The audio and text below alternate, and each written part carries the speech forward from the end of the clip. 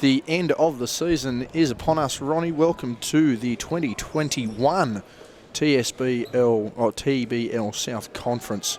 I believe that's what we're running with. Anyway, our South Conference Under-22s Grand Final, the first of two here, Saturday afternoon, December 11th, 2021. From the Warrane Basketball Centre, Ronnie, it will be the Hobart Phoenix, who went the long way into the granny, versus the Kingborough Huon Kings, who won their qualifier against Hobart. Justin Bryan here with Ronnie Riggs. And Ronnie, this should be a cracker of a game. A nice match-up during the week, 10 days ago, between these two teams. Semi-final saw Kingborough beating Hobart 81-61. Throughout the season, if I'm looking at that, Ronnie, 9-1 both sides in the win-loss column throughout the season. Would that be Mr. Bartlett? Yes. Thank you. I know that reference. Thank you, Mr. Bartlett. So do I. Yeah, we are a bunch of Muppets at times. 9-1 for both teams. Round 4 saw Hobart beating the Kings by 20, 67-47. The return game saw the Kings in round 9, 81-67. Obviously, both sides coached by Chargers legends themselves. Kylie McCauley for Hobart, Anthony Stewart with the Kings. Advantage to the Kings. First drive of the game is no good. Vanderkamp clears that out. It's Vanderkamp, Thompson, Sinnott, Crespin, Thompson for three. Can't get the good start on that one. That one's going to roll out of bounds. And Brooke Aitchison. Meanwhile for the Kings, it is Coco and Ruby Aaron, Rose Michael, Maddie Stratsma, and Jazz Ashland. Referees Connor Westwood, Jordan Cooper.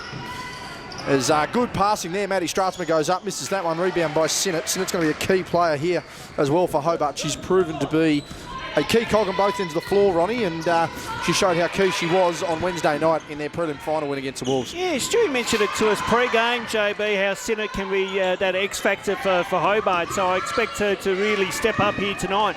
There's that blitzing double team we saw semi-final week. Bella Crispin, long two is no good. That'll be Coco Aaron with the ball over to Jazz Ashland. She's got Stratsma in support, loops it over the top, off the square, as clean as you like.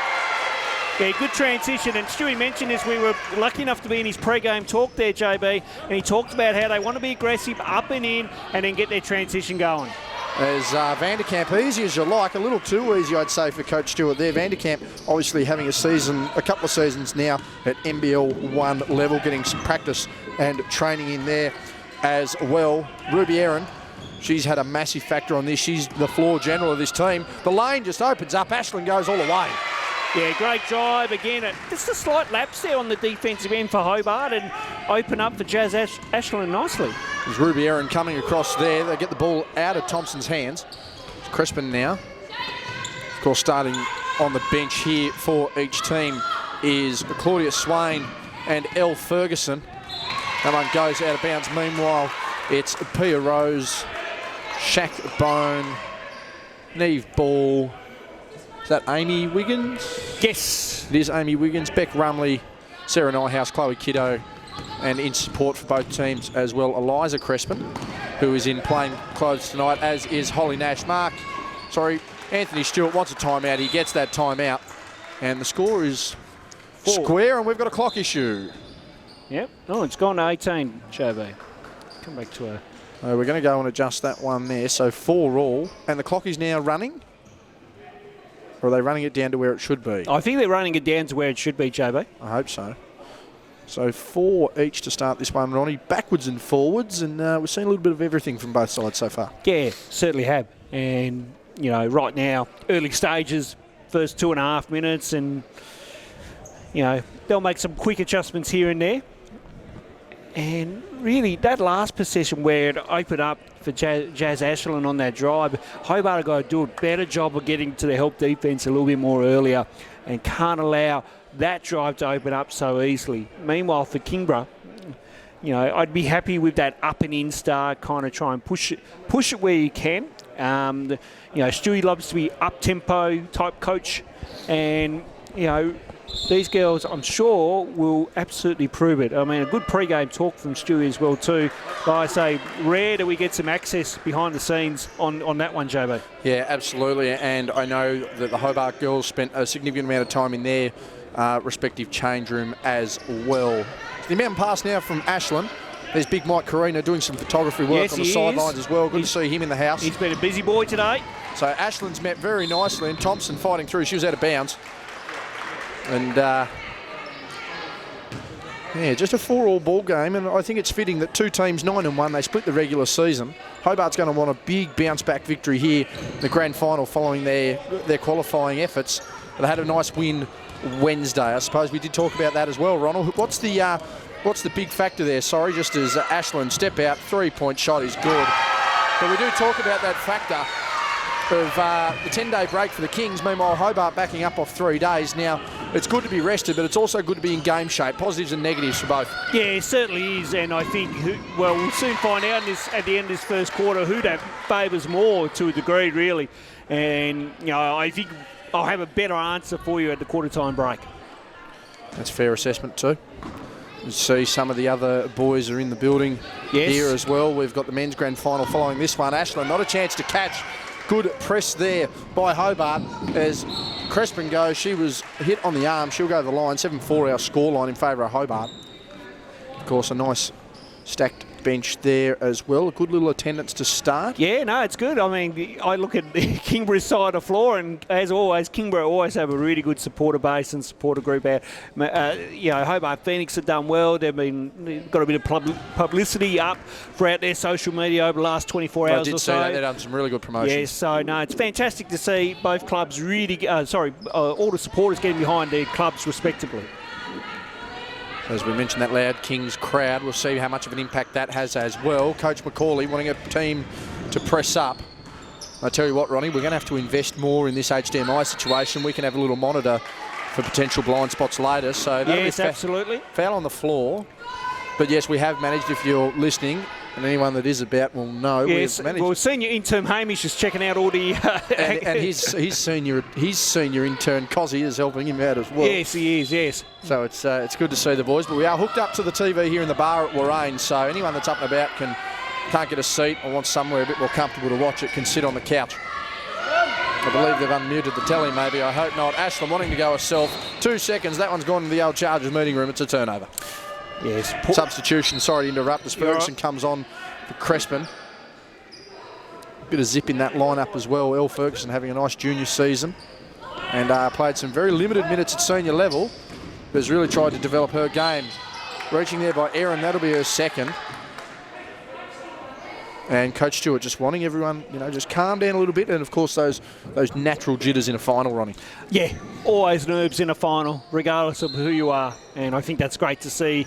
Get them out of the way now and then be ready to go in that second quarter. So wanting to get some movement there. Aitchison catches high, long shot. Not too bad, not too good either. Stratton with a rebound. Her 18th birthday party tonight. Oh, yes. And I know a few going to Ambrose Eustace as well. Oh, there you go.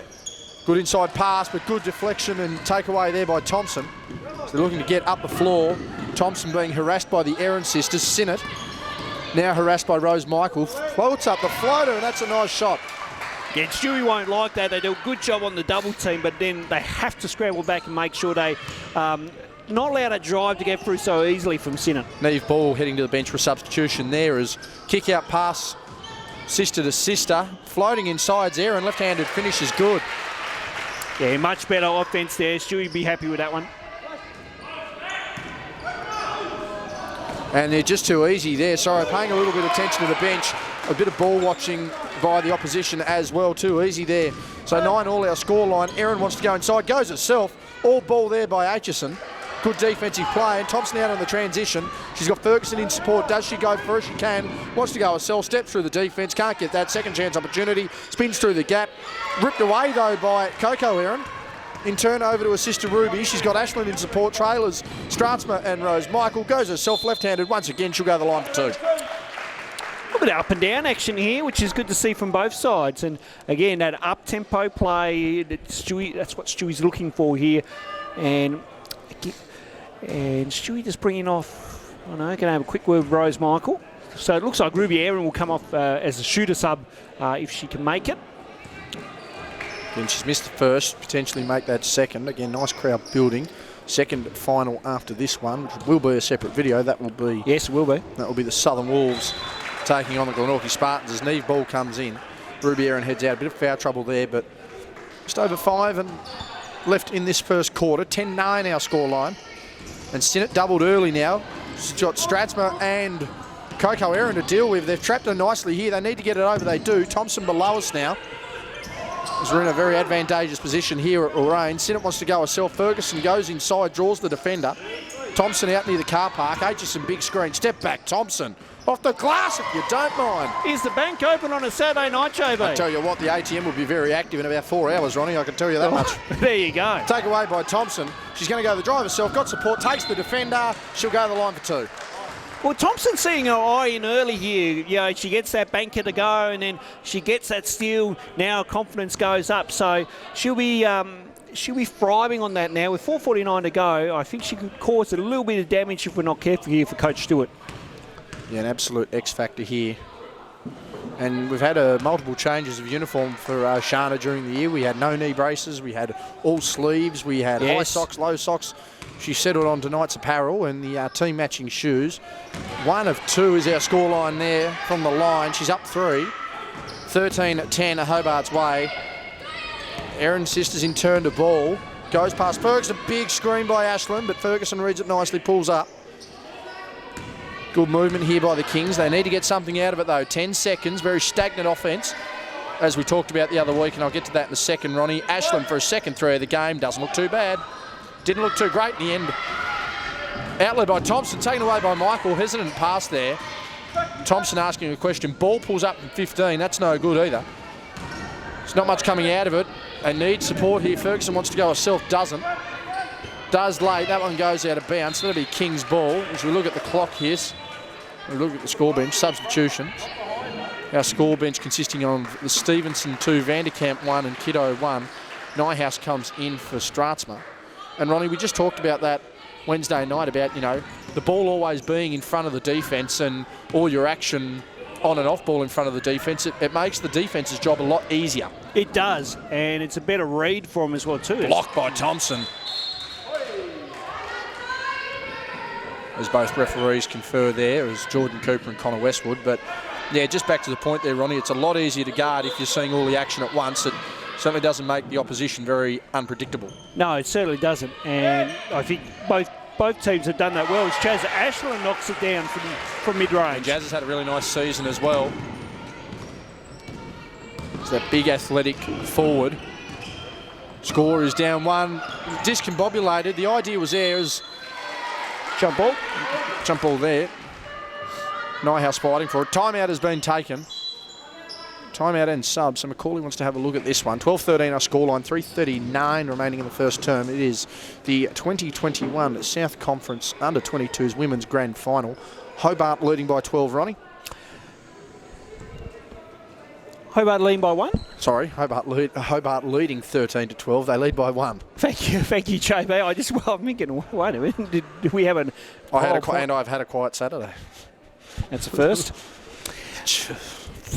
Yeah, you're right. It's been a pretty even middle patch of this first quarter so far. I think both teams are really trying to explore the defence and trying to see what is available for them. And again, you know, Kingborough really on that double team as far as, you know, every time Thompson gets the ball, we want to send a double straight away. They're forcing her to make tougher decisions than what she's used to doing. So again, they're going to be really focal on that. I feel like Stewie will make some slight adjustments here defensively. And then on the other end of the floor, Hobart, you know, keep going through Thompson, keep going through Sinnott. I'd look, if Vanderkamp's out on the floor, I'd look for her as well too. Try to get some post-play happening as well. Get a little bit of inside game. Yeah, I think the big thing with Vanderkamp too, while you do want to utilise that post-play, Ronnie, getting the height out of the lane is also going to be key. So if you're seeing Aitchison and especially if Vanderkamp's able to stretch out of that floor, get a nice either a down screen, a back pick from Aitchison, or even a high elbow pick there, just to open that lane up as well. I think that'll improve scoring, and in turn, if it's going to make the lane accountable, it then opens up the perimeter for that outside shooting. So Crespin, that one-handed dribble, the crab dribble almost, nearly loses it, goes to Nyhouse.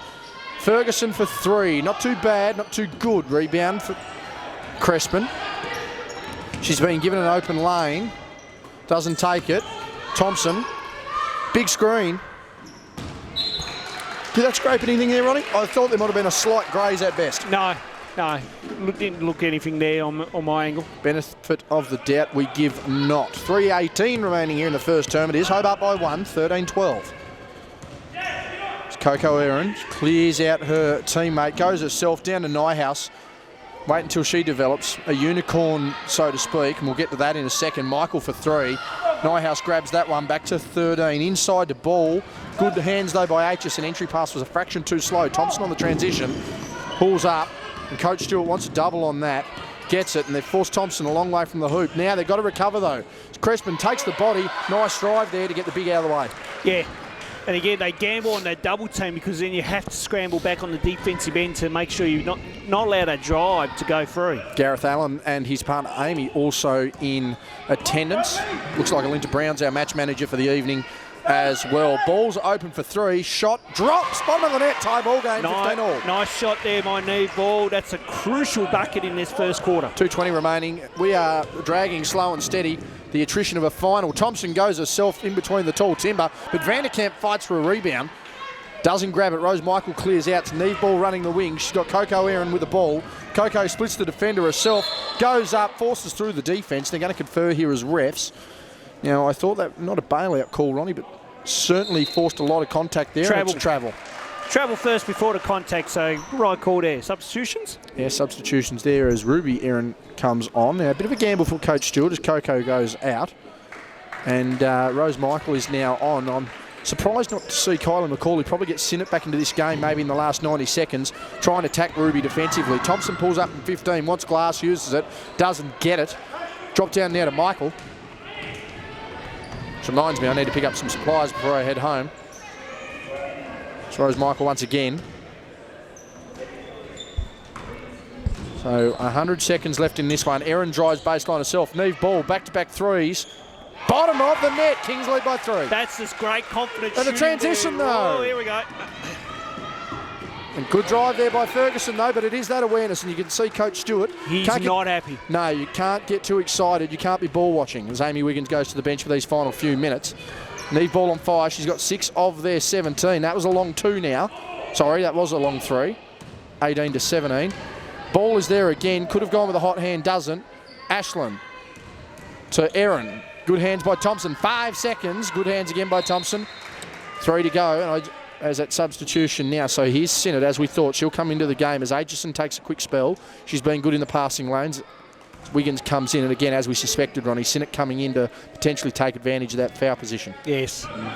Need to get a shot up very quickly. Erin goes to drive through, and that is a 24-second violation. Tried to force the contact. Good defence by Hobart. Yeah, good read. Forced them left. Couldn't get that middle to come through. So good defensive possession there. I just thought maybe that, you know, Neve Ball, she's been on fire these last couple of possessions, was open on that 3, probably underutilised there. No doubt they'll look back on that one. Ferguson out to Crespin, can knock a shot, takes it. Round the world. Thompson inside, second opportunities, goes again, no good. And contact there by Wiggins on the loose ball. Had a foul to give. 48 remaining. Thank you, Max. Go away, Max. Can someone control their child, please? Where is security when I need it? Thank you very much, man. Well, Thompson for the mid-range too. In and out on that one, Jobo. Misses that one. I can't believe I'm about to be assaulted by a child. I need to be careful. But ball through, bailed out on that one, knocked away. Can't believe it. I'm being vigilant over a 5-year-old. What's wrong with me? Inside ball, missed that one. Easy sitter. Clock has just restarted. Yeah, and they need the clock had only just not started, and that is a hell of a watch tan there on Jordan Cooper. A hell of a watch tan. Well, he has been playing cricket in the good old heat, Joby. Well, he's been attending cricket. Hello, Mr. Cooper. Yes, Mr. Cooper. Good. Why is Mr. Cooper here? Kate is here as well. Kate is here as well. Makes Brandon the 3rd favourite member of that family now. This is already number 2. Right. Jordan's obviously number 1. Yes, we clarify that. Yes, thank you. So 37.1. Jordan Cooper is fixed the shot clock. He's checking the clock. I can see a couple of debates there. Kylie McCauley with a shake of the head. Dwayne with a wry smile. Now they are being pedantic about it. Let's see, we get a shot clock fixed on that. Yeah. Now 19 seconds. So we are away. Clock is even. Score is fixed. Inbound pass goes over the top to Sinnott. Crispin, corner, saves that one. Not as confusing the lines here at Warrain. If you're in the blue, then you're in the bad. Big screen. And they're going to call a hands foul there. That one's on ball. Stewie asked for one similar to the other end there. Yeah, and I can see his case, but I thought that Neve certainly forced the issue down the other end. Yes. However, I do not think that there was much in that particular whistle. No. So moving on, Thompson at the line. They trail by 1, 18-17. 27.3 remaining here in the first. 2021 TSBL. That's it, not TJBL, TSBL. No, TSBL. We're South Conference 2021 Under-22's women's grand final. It is a tie ball game before Thompson shoots the shot, of which they now lead by 1. 27.3 remaining in the first. Slow and steady wins the race, and by God, this might be the slowest quarter we've called of any basketball all year. Big screen by Ashland. So that gives the advantage there. They don't use it. 16 seconds. Looks to be a horns action there by Erin. Wants to go solo. We've got 10 seconds left on the shot. What's she going to do? She's got the twin towers to help her out. Sinnott, good defence. Goes herself. Splits the D. Up and under. And one! Massive play by Ruby Erin. It's a great play. Just good patience, good utilisation of the clock. Timed that well, and then very crafty finish there at the end. Great job. So this to make it a clean one-possession ball game. Needs a rebound if she doesn't get it. Doesn't get the rebound though. Need to get up the shot. 2-1. Sinnott from about 35 feet is nothing but net. Very nice shot there to finish on the runner. That will really kill the spirits of the Kings there. Quarter time, and Hobart are leading this one 22-20 off a nice play there, but Kings are going to be really dirty. Gave up an easy rebound. While the shot's a bailout shot, you can't give her any opportunities. No, you certainly cannot, JB, and I feel like the first quarter, very even first quarter, I feel like maybe the 10-day off is probably, you know, kind of working. They need to warm up a little bit. Working in, well, I'm going to say in and out for the Kings. Meanwhile, for Hobart, it's probably good that they've only had a 3-day break and now they're straight back into it. So, really good. Both teams again. It's a little bit of a feeling out process in these grand finals, but good quarter. I really enjoyed our first quarter. Really good up and down on both ends of the floor. Yeah, it had many dynamics to it. Certainly wasn't the same game throughout. But yeah, certainly had its peaks and valleys. And I mean, again, as you mentioned, Ronnie, that's a final. That's nerves. That's people finding each other out. That's how the game's going to be. We're about to head into our second term. Hobart leading by 2 off a Sinnott 30-footer. We made the bottom of the net there, so a good start. And again, Molly a big factor. Thompson's hit some shots early. Sinnott's finishing them off as well. I think with the Kings, it's just been consistent. It's gluing one piece of the puzzle to get it with the other. You can't expect a really sensational piece of work there to a non-sensational piece of work there. For some reason... Yeah, there's a bit of shenanigans going on around us, JB, so, Yep, they all seemed and appear to be Phoenix boys too, so if anyone's paying attention on the replay, please come and control your kids. Second quarter, 22-20. Coco Erin now with the ball. And again, Ruby Erin had some reasonable foul trouble early. That entry pass was denied, tipped away. Again, a nice little crowd in. You'd certainly say about 100 in, Ronnie. Yeah, about that. No, it's good. Which is nice. Of course, the advantage we have today is seeing the crowd on the camera. Yes. Which is always a bonus. Absolutely. Ashland to Michael. Can hit a shot, doesn't take it. 10 to go, so plenty to work with. Skip pass. Probably need to get some action now. Erin with a floater. Good shot. Tie ball game now. Here's what we talk about, Ronnie. The Kings need to glue the pieces of the puzzle together and get some consecutive play. Let's see what they can do. Aitchison in support. Crespin with the ball. Goes to Aitchison now. Gives to Thompson, who goes inside. They collapse down on her. Loses the hands. And we are going the other way. And now again, a couple of possessions backwards and forth here for the Kings. Let's see if they can glue something offensively together. It's back to a tie ball game.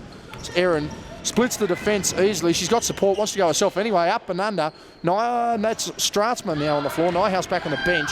So it's the Erin sisters, Michael, Ashland and Stratzman. It's Vanderkamp wanting to go all herself. to Aitchison, to Crespin. Thompson's in support, as is Sinnott. They spread the wings.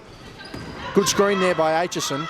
Sinnott, Vanderkamp from about 20 feet. Flatter's attack, no good. Rebound by Straatsma. Over the top to Ashland. They run the floor nicely. The Kings can't get the basket. Now they need to get back on transition. And Hobart just leaking out at the right time would be a deadly response. It's not, but they need a rebounder. And Stewie just happy with a stop there. But again, Hobart's quick transition has really been effective and ultimately put them in a more domineering position early, Ronnie. Yeah, just catching Kings asleep a little bit there. So it's got to be really a bit more active here. Backwards and forwards they go. Coco probably has to go herself. Wants to go to Ashland, doesn't. Goes to Rose Michael. And they're in the half court nicely. Got about 18 seconds. Straatsma 15 feet. Makes that one nicely. Good turn and shoot. Back to a 2-point ball game. 24-22. 90 seconds gone here in the second. Again, your TSBL South Conference Under-22s Women's Grand Final. It is the Kingborough Kings momentarily leading Hobart 24-20. Sinnott with the ball now. Goes past Coco Aaron. Splits the defender up and under. Good defence by Straatsma. And bodies going everywhere. Let's just slow that one down. That'll be a foul on Sinnott. Slight trap of the arm there, Ronnie. Nothing intentional, but just the way the play was. No, certainly not. That is for sure. Sorry, the people around us are a little bit distracting. I need a high security for the next one. And usually that's for me, but we'll move that on to the patrons. Ashland now with the ball on the wing. Skip pass over to Michaels. Has the shot. Doesn't use it. Backs in the defender. Wants to split the defender. Does. Nearly puts it in the garbage bin. Throws it into the cheer squad in the corner. Again, just a little bit of discombobulation on that one. Looks like the great Ross Parks sitting up there as well, yes. Scouting this one. Might have a bit more on Ross later. As Crespin, as Coco takes that one away, can split the defender, turns her inside out. Running the lanes, good thread of the needle pass. Dump again, 1, 2, 3, 4 way. Oh, hello. Nothing in that. Yeah, just Sinnott diving. I was more worried about the jarring finish there of Aaron. Oh, okay, yep. Always ankle and knee concerns with that one there. Entry passes down to anyone about 6'2" or 3 at the ankles at any division's never good, Ronnie. No, it's certainly not, Jobo. Didn't pay dividends there as Aaron fighting through the contact. That'll be a jump ball. And this, yeah. And yeah, we can hear Stewie through our effects mic there. Too, and it's really clear. I think we could probably just hear him outside the headsets. But yes, Stewie's just frustrated. He doesn't want any individuals, while I understand it's a final, can't be worried about going away from a team game that's worked. Ashland fighting for the rebound. Straatsma gets it in turn to Ruby Aaron. She's got runners and she's got trailers. Middle of the pack, pulls up, need to get through the offense. Goes out to Rose Michael, has an open shot, doesn't take it, gives it back to a relocating Aaron. Inside to Straatsma, who's doubled. Poor choice of pass. Ashland saves that. 8 seconds left. What can she do? Pass again. Rose Michael for 3. No good. Thompson rebounds that one. So we've been at 24-22 for a couple of minutes now. A few play phases. And I think this is Hobart's opportunity to just try and break through. Crespin goes herself, fights through the timber. No good. Thompson from the car park. My God. Nothing but net. And Stewie's not happy. He's called timeout. He won't be happy that Thompson gets an open look like that and then knocks that one down. So some adjustments need to be made on the defensive end, not only from Kingborough's end, but then on the offensive end, as Stewie's talking about. Get through the offense. He mentioned in the pre-game talk, get to the second side. They've been stuck on one side. They've got to bring it back to that second side. So it's really important on that forefront that they get it through sets of hands. Then that opens up on the from the defensive end of Phoenix, and then all of a sudden they should be able to find that drive or open shot. And as we talked about, too, Ronnie, when they're only playing that one side, they're not getting any action off ball on that second side, when they're not getting any cutters, ultimately they're just playing into the defence's hands with real ease, keeping the ball and keeping all the action in front of them. Really easy for Hobart to read on that weak side, and that's where they're getting a lot of their transition as well. Yeah, absolutely. And I really think that for Hobart now, you got to keep pushing that ball up the floor. Again, keep getting that run and gun style play happening. So if they can get that moving, then right now, I like where this game's sitting at. It's close, 1 point in it. Both teams still trying to find that kind of mini run just to get them going. And we'll see how that one pans out. So 24-25, all their hard work to try and stifle things here, Kingston and Kingborough, and try and have everything on their side has fallen off with a massive shot by Thompson, always the X factor. And now again, let's see how the Kings get through their offence. They can't allow Phoenix to get that easy defence and again get that transition basket. I do ask though whether, and I'll get to you in a second, Ronnie, as you see, Thompson reading that. They knew what was coming. Good defence though, and here's that double team. It works so effectively in the first, but Thompson gets through with ease, fights through the contact. Vanderkamp with the second chance opportunities, nice basket there. So, and here's where we can see Stewie talking, need to get this ball moving so much. But the other thing I think about too, Ronnie, is how many open shots at the moment. Maybe at times too selfless. Good hook pass, I should say, mind you. Maybe just a little too selfless at times have the Kings been. As Michael will go to the line, but how many times have we seen the Kings giving up plenty of open looks to, especially with shooters who can shoot the ball? Sometimes I think maybe they just need that little bit of greed, a little bit of oomph at the right times. Yeah, no, I'm with you on that, and I feel like you have to take a shot at, you know, if that open look is there, you got to take it. You know, you just can't kind of, you know, keep moving. Yeah. Yes, I can see what they mean about the team and the second side and whatnot, but sometimes, yes, you've got to be selfish there. Rose Michael did a really good job too, just sneaking back door on that and getting that rebound and the foul and the free throw. I think our other thing too to look at on that side too, and this is a credit to Hobart's defence, is they're scouting well because the players they're leaving open for jump shots are not necessarily players that are going to consistently hit those jump shots. Thompson, hook pass, Ferguson, long two. Nothing there, and now they're out on a 3-on-2 here. Ashland, they've just slowed up a little bit here, wants to split the defender, and that'll be a charge as Thompson hits the deck. And that was as clean as you like when you drop the shoulder and hit the opponent right in the solar plexus, Ronnie. It's as easy as 1, 2, 3. Absolutely, and you know, again, good read, and Chaz Ashland just needs to control pace on that. She had more options galore and rather trying to barrage through there. Yeah, so I think that little hesitation pull-up just for a fraction of a second allowed Hobart to reset. And you just see Ferguson being really wary here about who's about. And Hobart setting up really high here, trying to draw that defence out. There's that backdoor cut we were waiting for, and that will be on the floor. And I'm assuming that one's going to be on the wrist. Yeah, easy call there. I thought there was a bit of a hold in it, Ronnie. Yeah. So 2 all our foul count, 5:17 remaining. There's Big Mike down the other end. Yeah, there he is. He's just sauntering. He's dawdling around there, JB. Sauntering, Ronnie. I dawdle, that's why I'm late. Right, thank you very much, JB. Pro player swaggers and saunters, you know. Ferguson now with the ball. They lead this 27-26. So this game's a lot tighter than you'd think. And that is an offensive foul. Brooke Aitchison does not agree. McCauley does not agree. And you could see Aitchison with that clear shake of the head has been rolling with some reasonably new wheels the last month as well. They are a nice set of kicks. There you go. That's a set of kicks. They are Reeboks by the look of it there on Coco Aaron. Don't worry about the shoe game though. Now, here's the thing too that has certainly hurt the Kings as well. While they are sticking to their offence, Ronnie, I think they're becoming a little monotonous and getting tied up now on that one side thanks to the Hobart defence. Yeah, they've just got to adjust on that offensive end. That's a quick reach in. Yeah, easy hand foul there. But they just got to do a better job of, you know, making some adjustments on the fly so they can definitely get to that second side. So here's Ferguson, she's open herself. Here's the recovery of Michael though, good defender and good foot speed as well. Screen was there, doesn't use it, goes herself. Vanderkamp wants to go herself, needs to step through, and they're just slowing things down. That was a good defensive set there, but Hobart able to play through it. Skip past Ferguson on the low block, 3-on-1, blocked twice. Out of bounds, 5 seconds to go. I'm just looking on the baseline there. Some of the Glenorchy boys have rolled on in. Yes. Because that match coming up next in our doubleheader. You'll see that on our West Coast Ball Connection YouTube channel. 3 seconds. Thompson fighting through contact. Aitchison gets the second opportunity. Stratsma grabs that ball, or in turn flicks it to Rose Michael. 3-on-3. Can they utilise? They go to their sets. Near travel. Dump down. Good deflection though by Vanderkamp. And Ronnie, Hobart feel like they've got about a 6-7 point lead here instead of 1. They're controlling the pace of this game nicely. That'll be a block by Ashland. Yeah, they're controlling the pace. And they're controlling how this go, as you mentioned. The game's on their terms. Yeah, it is. And right now, the Kings have got to do a better job of trying to force that back to their terms. So Aaron heads off the floor. I wonder whether that's second or third. Ashland off as well. So we're running with certainly your captains of your second unit in Stratsma and Michaels.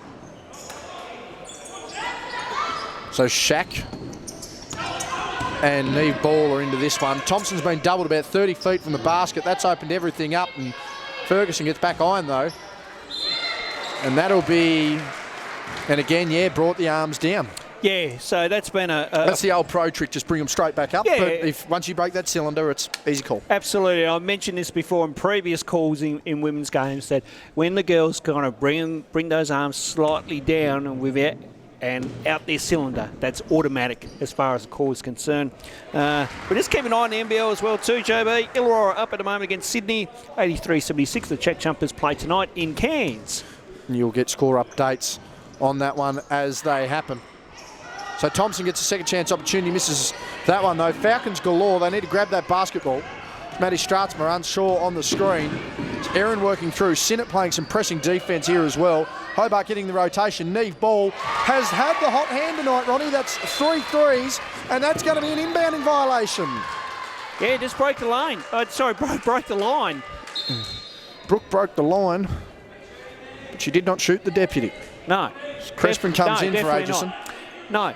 And that's Neve's third three as well too. So she's, caught fire, as you mentioned, in this first half. Yeah, she's been an X factor, and I mean, probably the reason why they've got that lead. Here she goes again, stayed on the floor. That'll be trouble. Yeah, just took that extra step, kind of dragged and went through. I'm glad you and I think the one thing we need to learn is if we're not on camera, we shouldn't demonstrate. I do it a lot too. Yeah, I know. The folks can't see it. Hello. Where we go? Into the lower end of the members' bar.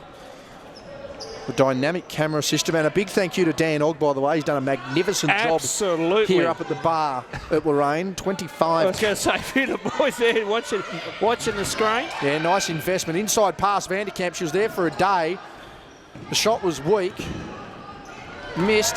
Now, Erin wants to go herself. Can't finish though. Ball pulls out nicely though. Had to avoid the foul. Can't afford not to have her offense here at this point, the Kings.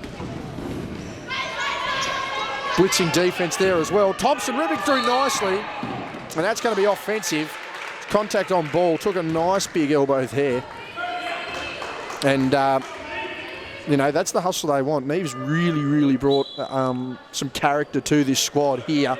Timeout, in this game. It is a timeout. The clock has stopped. 3:25. It's 29-28. And again, it's been that spark of Neve Ball off the bench offensively, and even the little gritty things like that have the Kings in touch here. Yeah. And again, great work there on the double team, forcing Thompson to really make a decision as far as, all right, I have to throw my arms around here to try to break this, but unfortunately it didn't go the way that she'd like to. So, again, this is back and forth. This first half has been really tight. No one's given an inch. As you mentioned, I feel like, as you said, JB, Hobart have kind of controlled this game for the middle part. Now I feel like it's going to just swing back to Kingborough's part here, and Kingborough might run on their terms. I think this is a smart timeout, though, too, to be taken while, Stewie's going to want to reassess things. I think it's a smart timeout for Hobart here, to understand that, okay, finally, the Kings are starting to get those breakdowns they want. They're able to get second side. They're hitting their shots. They're making those extra passes. And in turn, they're, really discombobulating what our offence is at the moment for Hobart. I think they just need to get back to doing the same thing they do. Don't collapse too much. Don't leave those outside shooters, particularly if ball's on the floor as well. And in turn, utilising that transition. Their transition game has been their best offensive set so far. I think they're trying to plug away too much at things that aren't working. As far as, we're trying to get inside, our shots aren't falling. We're trying to bail out on the outside shot. It's not working. Ultimately, I'm not saying that you want to play a track game with a team that's got an entire squad on the bench. Being able to get up and down that floor, being able to throw the pass, being able to get the extra easy bucket, it deflates a lot of the opposition as well. It does. So Kings back into it. They lead this one 29-28. Ball again. Missed that one. Bit of a heat check, Ronnie, but again, she's just taken the blow to the face, so she's probably seeing double there. Sinnott now down, and here's that transition we talked about. Offensive fouls, back-to-back offensive fouls from Hobart. And I don't think there's been a game this year where Shaq hasn't taken a charge in any level, Ronnie. She'll take any hit for the team, that's for sure. And again, good defensive play here. Stewie's calling out a horns play here, so look for either a quick shot or a quick drive here. Yeah, you'd think that he's going to utilise ball here. Although Stratsma does roll. Aaron goes herself. Yeah, well executed on the play. Now they're into their kind of black. I think it's black, what Stewie was saying beforehand. I don't know what you're talking about, Ronnie. I don't know why we'd mention code names and scouting on a broadcast. Well, when Stewie's already outed me this year for calling their zone out on NBL1 South coverage. This is very true. Just making things easier and easier at all levels, apparently. Meanwhile, Aaron now with the ball. Goes to ball, wants to use that screen of Stratsma. Does. Penetrates the lane nicely, misses that one. But I'm liking this generation offense. But here's what we talked about. Transitioner, Hobart, as easy as you like. Big basket there by Ferguson. That's Hobart basketball right there. And again, they're getting back to what works, Ronnie. Get out and run. Use the extra pass. 2-on-1, 3-on-2. Getting the score. Shaq gives up the ball, needs to pass it. Looping pass over the top. Another blow there. The ball saves that. Aaron for 3, too long. And again, slightly out and running. Need ball following Thompson. Shadowing her everywhere. Sinnott needing to go to work. Wants to herself. Hands there by Aaron. Thought she was clean. However, the referee saw it another way. And that is going to be some foul trouble there. Let's see if we can get a paddle up, please. That will be her third. I thought it would be. 2 in the first. That's her second. Kim just... Can we get a paddle, please, Kim? Kim. Oh, we can sort of see him from here, so we know which one she's picking up. Our paddle boy from the other night, mate, on him hide on every game we can possibly find. Absolutely. I think what we might have to do, give him a shout out on our end of you show when we record it next week on Chargers TV, JB. I would have him on the bench. We'll get an SOS out. I'd have him on the Chargers bench just to wave paddles. Yeah, absolutely. He probably brings the pizza at half time between each game too. I'd like that as well. 2-2 from Sinnott. So again, as you can see, and substitution, so Aitchison just a little late on that one, doesn't matter. But here's the thing we talked about, Ronnie. Okay, the Kings are in control of this game. Hobart need to get back to their basketball, which is forcing the, not collapsing on that D, forcing that one-sided, getting out in transition. It's worked. They're back out in the lead. And now the Kings have a lot more to respond to. Again, Hobart playing this game, nearly a travel there by ball. In, out by Stratsma, needs to get it, goes around the back off the foot of the defender. And we've got 10 seconds to go here on the shot. Under 100 left in the first half. And what's been a very nice back and forth game of basketball, fitting of a final. Looping pass over the top, Coco Aaron. This ball wants to go in the lane herself, goes back to Coco Aaron, has space, doesn't use it. Inside Stratsma, needs to go herself. Nice. Rolled off nicely. Aitchison thought she got away with one, step throughs. Stratsma wanted a call. Don't worry about arguing with the ref, argue about the scoreboard. It's 5 points in favour of Hobart. And again, getting out in transition, it's working wonderfully for the Phoenix. Absolutely, but Stratsma has to finish at the upper end of the floor. She's there for a home touchdown. She's just got to finish. So Michael's now with the ball. Minute left here in the first half. And we are chugga-lugging along as Michaels goes herself, can't get that. And again, as you can see, Crespin, Vanderkamp, Ferguson out and running immediately. Thompson with a fancy dribble. Walkies, too many on that one. Shuffled her feet, easy call. Now, the substitution, let's see here. So Nyhouse? Yeah, Nyhouse is coming in, as is Ruby. Aaron Neve ball off for a well-earned spell. I'd have to say, close to it, Ronnie. The spark of this game for the Kings so far, and close to their best player, Neve Ball. Yeah, no, she's had a really good first half. She needs to see the ball in her hand a little bit more when she's back on. 45 seconds remaining here in the first half. Ashlyn to Rose Michael once again. Goes to step through, loses the defender. Rose Michael's by herself. They're confused defensively. There's opportunities galore here. The Kings don't utilise them. And they're bailed out just slightly there by possession. And Anthony Stewart can sense it. There was an opportunity for the taking. Still 5 seconds though. Let's see what they can do. Again, a nice little crowd here. TSBL South Conference Under-22's grand final. It is the Hobart Phoenix leading this one 36-31. Referee conference between Westwood and Cooper. And they are steadfast in their decisions. Everyone in clean uniform tonight. So it's Cooper and Westwood. Aaron over the top to Nyhouse. Out to Rose Michael, and that will be Walkies. And again, just these little flaws.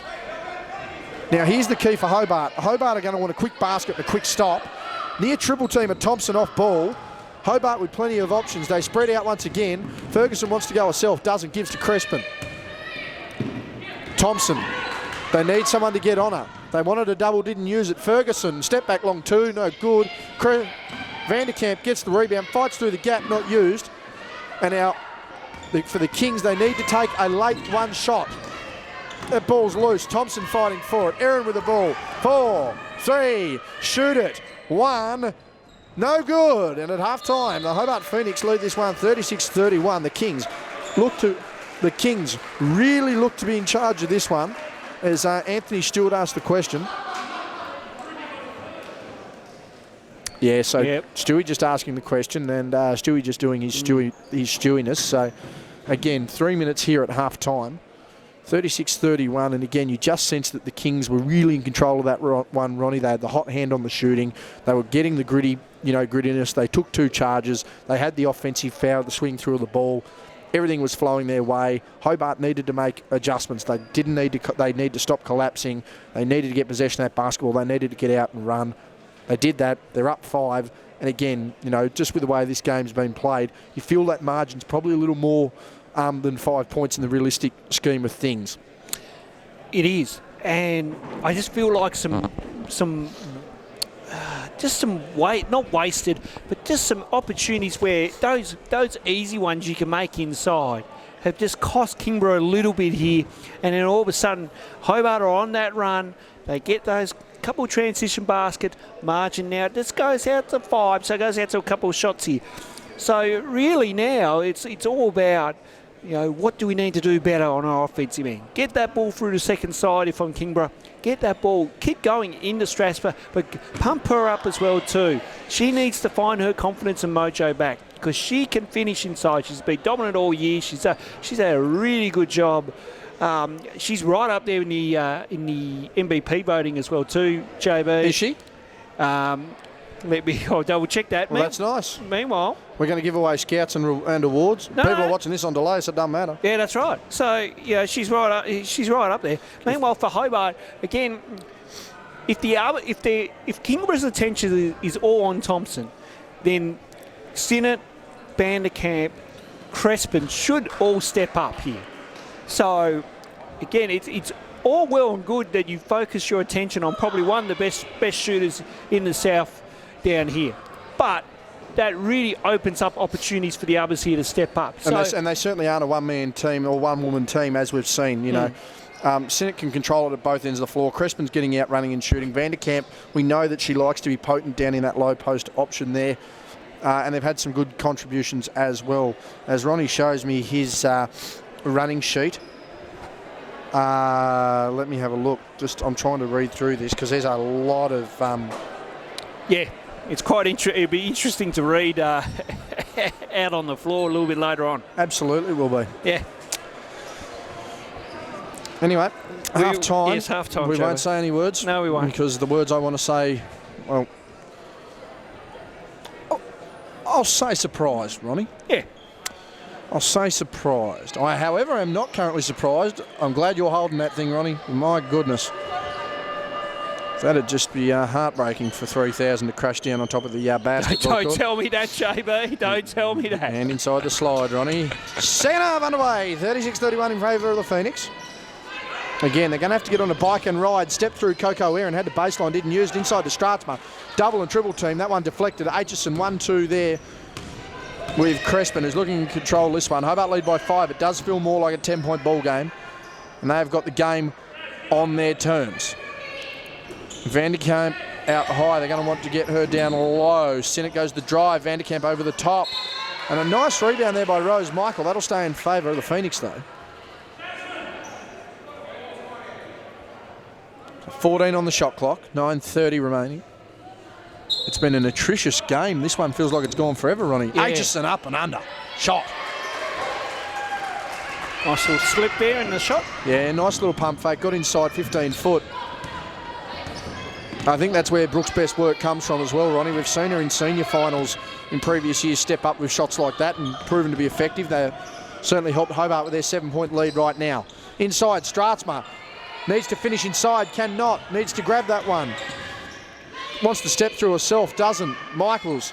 Coco Erin, that's deep. Gives over to her sister. What can her sister do? Off glass is good. The bank is definitely open now, JB. Yes, the bank is definitely open right now, Ronnie. They've smashed it in with the old FJ Holden Ute.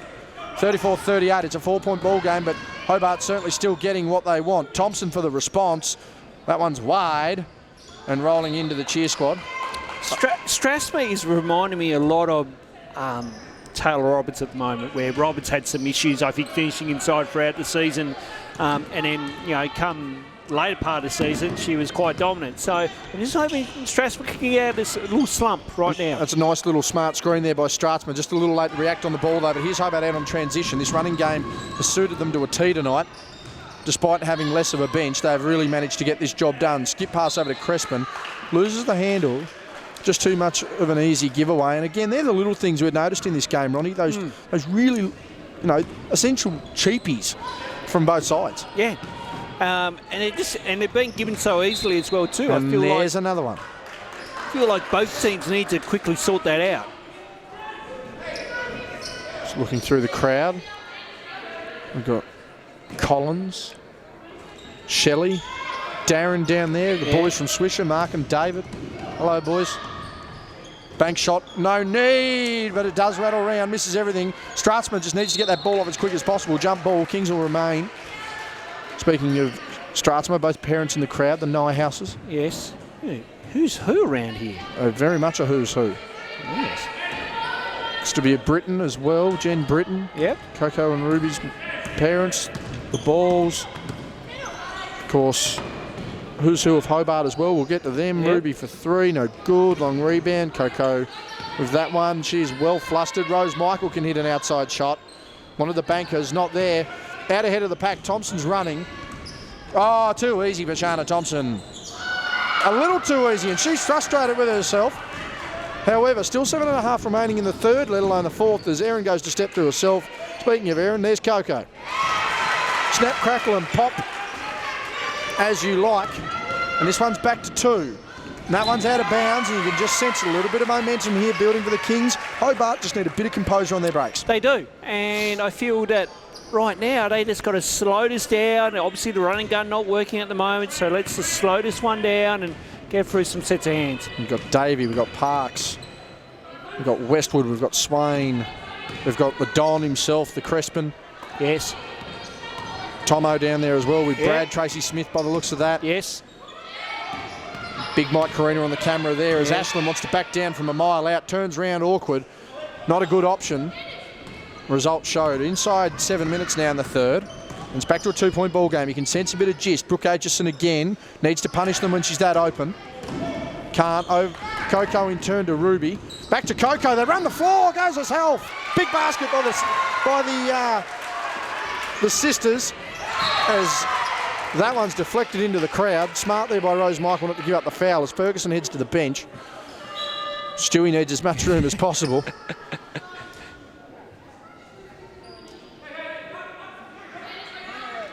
I'm trying to, Here's Stu saying up, so really trying to double on the inbounds there for the, the most available shot. As Thompson got away with a little one there. That one will go out of bounds, just a little cheeky shove, bit sportsmanlike.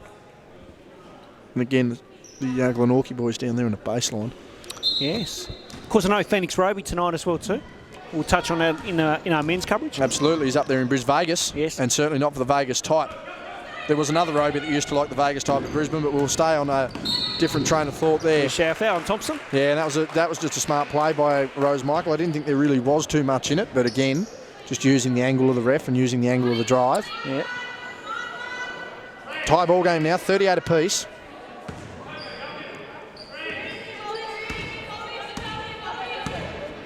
And you can just sense, a bit of a lull. We call it the premiership quarter, Ronnie. We do. But I think the way this game's been played, that the result of the third's probably not going to determine the final of the fourth, as Ruby Erin gets blocked out of bounds. And that will be King's ball. Execution down the stretch, ultimately, I think is going to be the difference in this one, Ronnie. I think so. And that's a very plain term, but just with the way this game's being played, whoever gets it right at the end, as you can see there, with Strathmore makes that one. Sorry, Ronnie. You can just sense that's what it's going to be, is Strathmore straight up on the body, but good finish there by Vanderkamp, took the chest nicely. Yeah, good intent stuff here. Backwards and forwards action. Again, things just, flip the switch, turning up a little bit. Strathmore with a screen, puts Coco Erin out by herself. Ruby now with the ball from Ashland. She's going to want to get that hezzy drive. Goes herself up and under, no good. And again, can't be forcing it. They're stuck on that one side again. Here's Hobart in the transition D. Knocked away by Ruby Erin from behind. Thompson saves that one. Defender in the air. Entry pass Vanderkamp. Goes to split the defender. That'll be on the floor. Smart move there. A smart foul by the Kings. But again, you can just see Kingborough getting stuck in that hole once again of playing the single side and Hobart getting that transition as Nyhouse comes in for Ashland. Yeah, and really, again, they have to. Yeah, I can see Jazz being so frustrated, but they got to learn. They just got to learn to get it through that other side and recognise that, hey, everything doesn't have to go one side all the damn time. Vanderkamp saves that one. Thompson, she's got Ferguson screaming for it. How long's she been in though? Sinnott needs to get a shot up. Does, throws a prayer, and it's answered. Tough mark there, JB. And they're the kind of makes that while they, they're a bailout and they sort of vitalise the team, they deflate the defence who've done so well for 23 seconds. Absolutely. Kingborough did a good job in that possession, but then, yeah, just unfortunate on that one. Even the late read wasn't enough as Rose Michael with the acrobatics, tried to avoid everything, still manages to get to the line.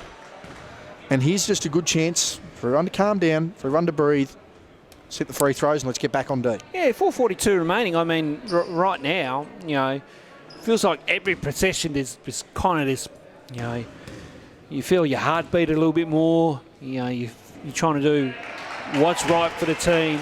But it's all about just having good composure, just having a calm head here, and then just trying to, battle through and do what you need to do for the team. So 42-41, make that a tie ball game. But again, that easy transition. Vanderkamp's got a paddock to work in and converts, and this is what we talk about, Ronnie. They're just slipping everyone on the back door there, and everyone's so focused on the rebounding contest that they just get caught out so easily. And honestly, in a game like this, while we do call it cherry picking, that'll be a jump ball. It's effective, though. At times, that cherry picking can be so effective, and if you don't pick up on it straight away, then you're going to get punished. Well, and in a game like this, where it's going to be a matter of points, if you're going to get if you're going to get easy leak-out points, then you've got to utilise them. Yeah, absolutely you do. So Sinnott, she's got time. She gives it to Aitchison, gives it over to Thompson. Plenty of airspace. Bang! That's the shot that Thompson's been looking for a little while now, and glad to see she's still got that touch. So all of a sudden, even after tying the game on free throws, we've had a 5-point swing, and Hobart are back in control of this game. Again, they lead 47-42. As Erin wants to go herself, splits the defender. Aitchison comes across to the foul, though. And Brooke you can sense the frustration on her face. Just a couple of things just not quite going how she wants them to. No. She'll need to make some better adjustments there. Good drive by Ruby Aaron. She's really working hard on just splitting those couple of defenders and then finding that gap and then going for it. So, she's got to keep at it and keep looking for a shot. It's really good that she's, trying to get herself to the line here, get a couple of cheapies, get her confidence back. And again, they're going to need to be careful of the leak out. And I believe this is why Stewie's put Rose Michael behind the ball. There. So that's smart. Now that they've been punished twice on it, now Stewie has to make that change. 4:04. What do we got? Oh, the ball has to go back. So they're going to want to run the wings. Stratsman's even an insurance policy here. Yeah. So Stewie's sent both players back. The two, Crespin and Ferguson, are also back as well too. So they are. And good defence there by Aaron. Wants to go herself, fighting through contact. But again, when you're trying to force the issue, you are going to struggle to get a call. Yeah. And this has been a part of Ruby's game. She needs to keep working on, not force that contact and not try to fish for a foul. Good hands there by Thompson. She's played those passing lanes well this evening. She has. And she's doing a really good job on those reads. So, I'd love to see her back in the Chargers program too for next year, JB. See how that one pans out, and there's an easy deflection there by Hobart. Vanderkamp getting up the floor herself. She's got support in Ferguson, who just slows it up, wants to go inside there to Vanderkamp, who's down low. Her and Stratsman battling nicely, near double dribble. Crespin with the ball goes up and under on ball. Dumped down there to Thompson. I don't think that touched anyone else. No. And we are going the other way. So crucial here for for Kingborough to get a couple baskets here now. I mean, if you get this back to 2. But the other side of this as well, Ronnie, for the Phoenix, they've got these opportunities. They've got the Kings potentially on the ropes. Good drive. And one! But Kingborough come back and answer. And I really like that. They're not giving up. They're competing on the play. They might be, the margin hasn't been bigger than, 5? So yeah, I think our highest margin, 7 points at best. Yeah, there you go. So, again, both teams are asking good questions of each other. Who has the more answers to reply back to? Yeah, we'll see what happens here. So, again, they've got the insurance policy on the leak out as Rose Michael misses everything, but that's not bad. Ashland fighting through. No call there. Good Inside save. there, Erin. Need the hustle on the ball, though. 45-47, Rose Michael is open. Does she take it? She doesn't. Gets Thompson off the ground, went a bit late. Stratsma gets her inside. This for the lead. No good. Need ball from the clouds, and that'll be going the other way, so they've called a push. Yeah, push there on ball. No, I think that's... Yeah, and they've called the push. No, But what I'm saying, they've pushed into Neve ball. Oh, yeah, I get that part. Yep. As Jai Smith comes up for a bit of a browse. We are recording, we are not live, sir, if that is your question. I can find him. I've got a spare headset. No, there we go. I've seen this man as an assistant coach in timeouts out there looking at the Tamar and the Mersey River. I don't reckon he wants to sit here and listen to us. No, I don't think he does. Someone to listen to his own timeouts. His ball takes the shot. That's good. I'm glad we don't mic up coaches in this league. Some. I could imagine Brennan giving us a coffee review every week would be quite entertaining. Absolutely. Told him if he was ever a 2K character, I'd be disappointed if he wasn't there in the old work boots, the jeans, the hoodie and the coffee. So Hobart now have some questions to answer. Tie ball game, things just going the way of the Kings. That's an easy response. They got it now. They got to do a better job of getting at Thompson a bit more quicker. You know, you just can't leave it open for a millisecond. Rose Michael slows up the play here. 47-50, 3-point ball game. Erin now with the ball can take that shot. Does. Round the world, nothing to it. Crespin wants to get up and down the floor. Does. Double team before she's nearly caught it. Crespin fumbles that one away. Recovers. Goes to drive herself. Get out of here, Testata. Big block there. Great block. This is what you want. Now they've got to contain on everything. Can't let Hobart get an easy one here. I don't mind a long drawn-out game if it's a tight game, Ronnie, and that's exactly what we've had here. Absolutely. Doubled immediately. Thompson's just got a wave of defenders coming out of left, right, centre. Oh, the vision! What a pass! Vanderkamp finishes at the rim. Highlight, real pass. Stratsma just lost her assignment there. She didn't need to go anywhere. Just stay on Vanderkamp. Yeah, and that's going to be a hands foul on Vanderkamp. Reaching in too much, yeah.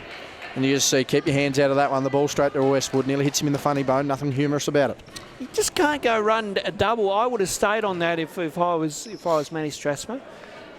You know, that's a coach killer right there. I mean, I know you're gambling on it, but probably one too many. I'd stay at bay on Vanderkamp and not allow her to get a cheapie. No, and we do know Vanderkamp potent there in that low offensive block. She looks to score, I'd say 90% of the time, Ronnie, and with reasonable success too. Transition here, Hobart. Cross-court pass, Ferguson, Crespin in support, catches it, defender in the air, goes up and one as easy as you like. And that's what we've talked about, Ronnie. Hobart getting out, getting to the basket, getting what they want. I feel like Stewie has to make some adjustments on the defensive transition. Again, too easy. Just can't allow that to be so potent for Hobart Phoenix. Do you think that comes at the sacrifice, though, of setting up to prepare for an offensive rebound? Do you think that comes at the sacrifice of sagging back on the potential of getting that, so rather than, all push the rebounds or all sagging back, where do you think that adjustment comes from? Look, you gamble on it a little bit, but do you make that adjustment on your own kind of set of what you're doing on the defensive end? So I'd be interested to see if Stewie does make a bit of a change there. 6 points our margin, under 2 to go here in the premiership quarter. Kings trail this one. Hobart went the long way to the granny. Ashland went long over the top for that one. Oh, spin by Erin, defence by Thompson. Steps over and the transition's there on Ferguson. Can she go herself? Ashland, that'll be a foul. That'll be and one. Hobart doing as they please here in the under-22s grand final. This game has swung so much in the momentum that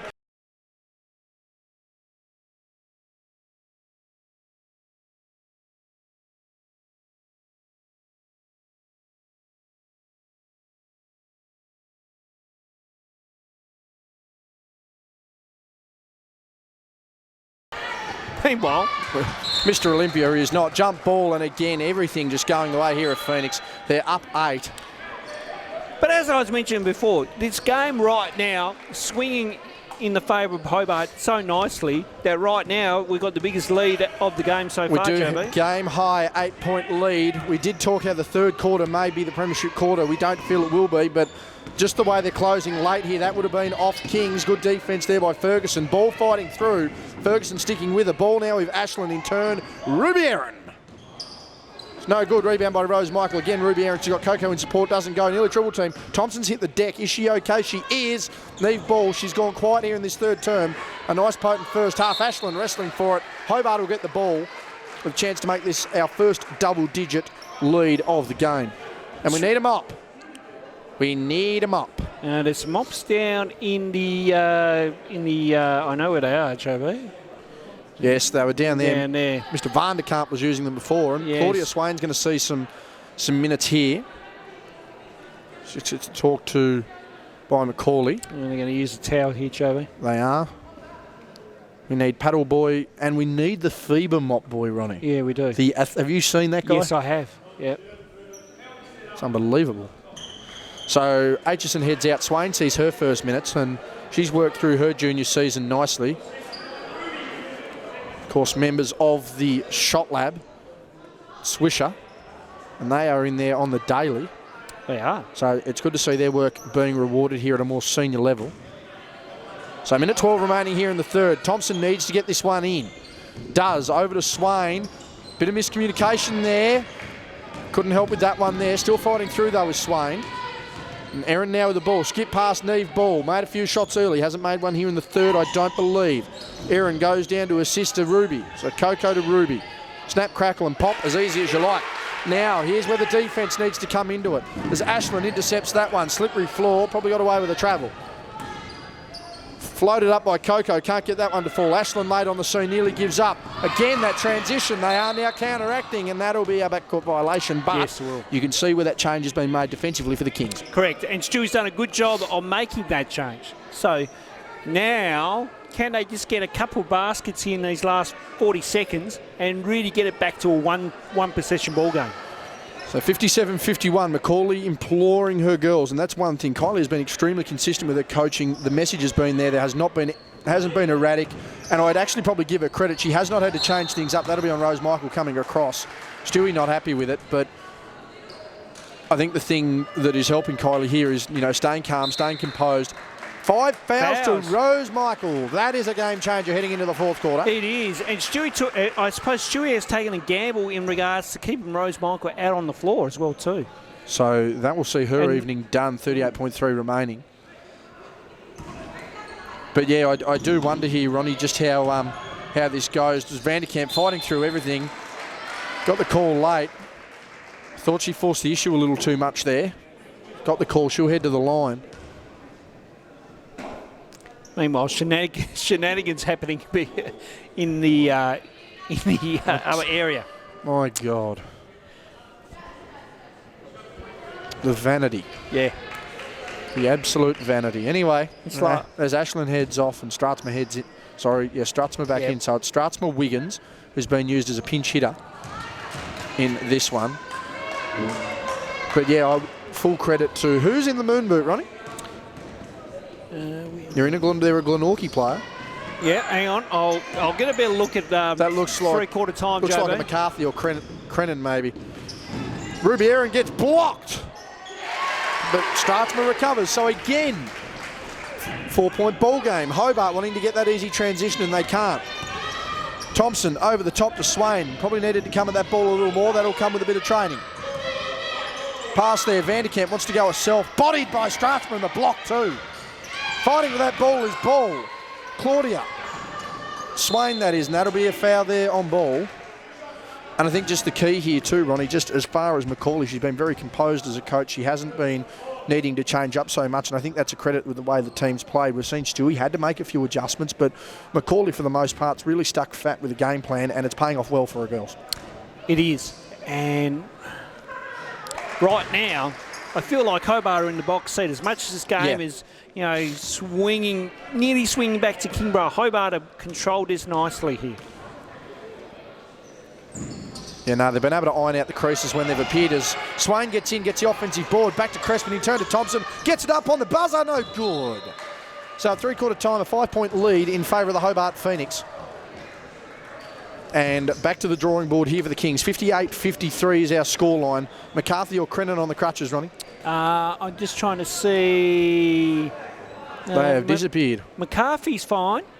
I'd have to say it's maybe Crennan then. It could well be Crennan. We will see. We'll know when they hit the floor. Reuben Carlson in the building. Yes. As we're looking down the board there. Yeah, it's definitely not him. No. But three-quarter time, Ronnie, 58-53. We'll get to that injury in the men's game. Will. Hobart in the driver's seat. And as we said, you know, the big thing I think for Hobart now, Ronnie, I think that's the thing we've got to give them credit. They haven't had to adjust. The Kings have. Yeah. And we've seen that for most of the game. They've played this game on their terms, where it's getting out in transition, where it's hitting nice offensive sets, where it's making good passes. You know, most of the time they're doing the right things. They're forcing the Kings to adjust their defence. They're forcing the Kings to rush their offence. They're forcing the Kings to play single side instead of getting to that second side as well. In control, really playing well, and ultimately, okay, Thompson's hit a few shots. Sinnett's done her bit here or there, but it's been the contributions of Crespin to control the flow of the game. It's been Vanderkamp to continue to try and hustle down low. Aitchison's played well in the passing lanes. I mean, you had Swain just check in minimally there, but gets the offensive rebound, makes a couple of passes as well. They're really contributing. Obviously, the factor on the other side here, the height has not been effective at the moment for the Kings. In fact, at times, seems like it's been a little bit of a detriment. Cold hands as far as shooting in the second half. Neve Ball really on fire. Not quite there at the moment. They're forcing Ruby Aaron to really, you know, try and overplay offensively as well. Rose Michael now out on a foul count issue as well. Ashland not necessarily having the game of her life. But the Kings have a quarter to try and get this right. That'll be an immediate backcourt violation. And that's not a bad start here for the Kings. But again, the other thing we've also spoke about with the Kings is gluing consistent pieces of the puzzle together. And this is what they need to do here to start this fourth quarter. Really put Hobart in the back foot. They do. They need to come out with a good start as well too here, JB. So let's see how they do. Aaron fighting through contact, can't get it to go. Ferguson, who's played really good minutes, helped spread the floor. And has got, as you can see, some nice transition here for Hobart. She's guarded by Coco Aaron. Goes herself. Can't get the rebound. They do in turn to Aaron on the deflection. And it's now a track meet to end this game. Wiggins slowing down again. We feel whoever executes this one is going to win. As Aaron goes herself, can't get it to fall. Need to be strong on the boards. Vanderkamp is. She gets out in the open floor now to Thompson, who's got ball on her. Doubled immediately as Aaron comes across. That's going to be at least number 4. It is, as paddle number 4 comes up on Aaron. And Ashland's going to come into this game immediately. So 9:23 remaining here in the under-22 season. Pretty much the final event of the BTAS calendar for 2021, Ronnie. Yes, it is. They had their 3-on-3 event as well too today. They did. So through 12s through 16s for that event. Yes, plenty happening here in Hobart. Good looping pass. That didn't touch anyone, so I assume if that hasn't touched it. No, there's a foul. Holding foul. Stewie. He's asking a question. He is. And he does it a unique. And a technical foul. Stewie. So Stewie just pushed the point a bit too far. So yep. Stewie knows his limits. Yep, he does. And he'd understand that he probably did just go a fraction over the edge on that particular juncture. I think he did. I think he was a bit hard done by on the off-ball call there. Yeah, he was, but I don't think you're really meant to tell the referee to go and watch the game again. True.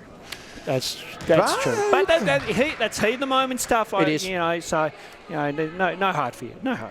No, and I think he's played his game as far as he can. He is dirty though. He's not happy. Substitutions. But, hang on, now there's a issue. Lynch is onto it, which is good. And I've just seen Jordan's just asked the bench to calm down. He's not happy. And it would be a travesty to see any form of ejection in this one. So if things are just a little spicy, and not in a physical way, but it's a final, there's emotions. But a 5-point ball game, no, it has been a massive contest. Hobart, I think, won that third term. I don't think there was any debate on that. No. But again, if things are going to stay tight, Ronnie, I thought there Hobart were going to potentially be out to a 12-point lead there and we wouldn't have to worry. But if it's going to continue to be at this sort of pace, just as we have a timeout, Macaulay with her girls in a huddle there, but I mean, if we're going to continue to play at this sort of pace and things are going to continue rolling, it may well, in fact, come down to that execution in the dying stages. The substitution comes in. Ruby Erin. Amy Wiggins heads out. Is going to be Amy out? Yep, it's been a pinch hitting there. So I believe everyone is Chloe Kiddo's potentially injured as well. I know Pia Rhodes only just got cleared for play. She's had a tremendous fight back in the last 12 months from knee surgery. Screen by Thompson. Ellis Ferguson to go all the way. Nice drive by Ellie Ferguson. I just wonder if the technical there now changes the game a little bit here, and we'll see what happens. Yeah, well, I think too that's probably a message psychologically to your players, right? Your coach has gone to the absolute limit, so let's see whether we can go to the limit as well. Erin wanting to fight through, that will be on the floor. That's the other thing as well too. Sometimes your coach will purposely get a technical foul to fire your team up. I know I've been in situations like in that as well before as a coach, JB, and it has kind of worked and then backfired as well too at times. But you got to do what you got to do to try and win a grand final. Coco Erin catch and shoots not there. Neve ball, fourth throw of the game is no good. It's long, hasn't hit one since the second. Thompson, they're out and running once again, and she's really controlled the point nicely. Pass down to Crespin. No look. Tall Timbers. Ashland and Stratsma stop that one. Substitution is Wiggins, and they're going to really run some hot substitutions here, Ronnie. Yeah, I think Stewie's going to rotate a little bit quicker by the sounds of it, but good defensive pressure there, straight up, done nothing wrong there on the defensive end. But it was nice for Stewie to give us a nice little shout out, a recommendation to watch our coverage. Your coverage here of the under-22s women's grand final here in the south, blocked by Wiggins. Jump ball, and we are going the King's way. Of course, you can see it on the West Coast Ball Connection YouTube channel. Absolutely, We're getting some nice views on some of the games too. Absolutely, we are. And thank you to everyone who has supported us. Have we hit 300 subs yet, Ronnie? No, we're at 286 at the moment, JB. Well, come on, get a move on, people. You can get one of our dodgily custom printed T-shirts as a thank you. Yes, we'll start making merch. Bad as a pathetic Simpsons 300 balloon on a perfect game as Ashland wants to go herself. 4 seconds, fights through. Contact was there. She will go to the line. A bit of a bailout contact there, though. No, Vanderkamp came from the side and made contact on the shot. Absolutely, but I mean, really forced the issue as far as the offence. Yeah, so on the offensive end, probably not the best decision to go through there, but, you know, again, foul on the play and another wet spot to attend on the floor here at Lorraine. It's well known for its wet spots here. It is, not as much as Moona, but certainly at times not as much as Swisher either. I made the terrible mistake, by the way.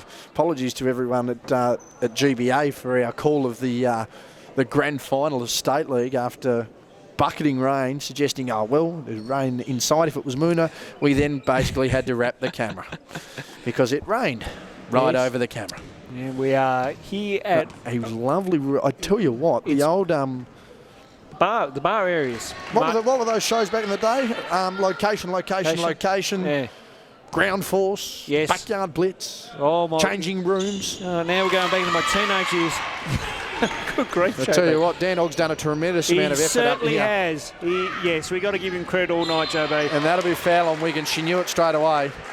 And the fouls piling up early here for the Kings. They're already going to be going into the bonus after this one as Nyhouse comes in.